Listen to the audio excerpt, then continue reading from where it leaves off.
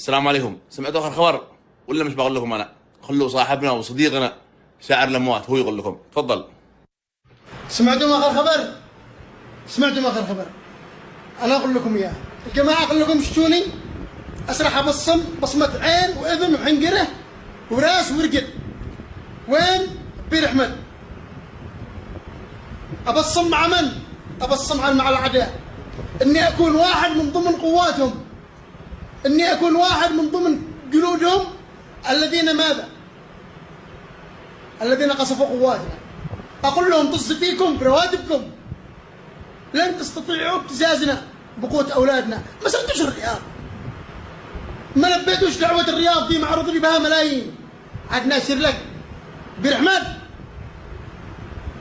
على العموم والله العظيم ما تستطيعوا ابتزازي بقوتي وقوت اولادي ورواتبي ابدا، واني صامت صامل ولن تثنونه. وزاره الداخليه قطع راتبي من شهرين وهورنا ذا الحين اللي ابتزوني طز فيهم كلهم. سمعتوا؟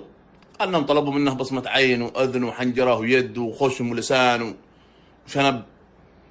منهم الاعداء، منهم الاعداء من المملكه العربيه السعوديه. هذا بالنسبه له اعداء. تمام؟ المهم انه ما يشتري الراتب وانه بيخليه. يا صاحبي، اول نقطه بنعلق عليها، يا صاحبي يا شاعر الاموات، انت قبل فتره خرجت في المستشفى تبكي وتصيح انك بعت بندقك وانهم فصلوا راتبك، وانك تطالب عيدروس الزبيدي يرجع لك راتبك، وتطالب القوات المسلحه الجنوبيه يرجعوا لك راتبك. صح ولا لا؟ الراتب عادي شله والله ما حد بيخونك. مليان استلم رواتب، باعوا البلاد بكلها عدل الراتب. والنقطه الثانيه يا صديقي، لما تقول انهم استدعوك للرياض بملايين، من تكون؟ هذا بصراحة قوية. من تكون عرضوا عليك ملايين؟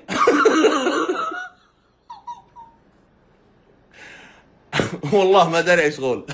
عرضوا عليه ملايين عشان يروح الرياض ورفض يبيع. على مبدأ سعر السوداء. عيب، احترموا انفسكم، لا حد يضحك. سعر الاموات هذا يا اخي والله ما حد محسب لك حساب. يا اصحاب اب شلوه صاحبكم، شلوه ربطوه. والله ما حد محسب لك حساب يا اخي، ولا حد استدعاك. واتحداك تجيب اي دعوه، تجيب اي بيان ولا اي دليل انهم استدعوك للرياض. والله ما حد استدعاك. قال شاعر الشهداء، ايش من الشهداء؟ اسالك بالله، الشهداء لهم شاعر؟ اعطيني قصيده اعطيتها على الشهيد. اعطيني يعني. معروف الشهيد الناس تقرا له فاتحه، الناس تبرعوا له بكرسي، بخدمه، بوقف، صدقه جاريه. سعر الشهداء شعر الاموات. اما اشتري الراتب حقك وعرضوا عليك ملايين تروح للرياض. بطل كذب يا اصحاب اب، شلوا صاحبكم من هذا الكذب حقه. والله انا مش كنت اتكلم عليك، بس يا اخي تضحكني مقاطعك، بعدين تتكلم وانت مبهرر وغالب وياك واثق من نفسك والناس تضحك عليك.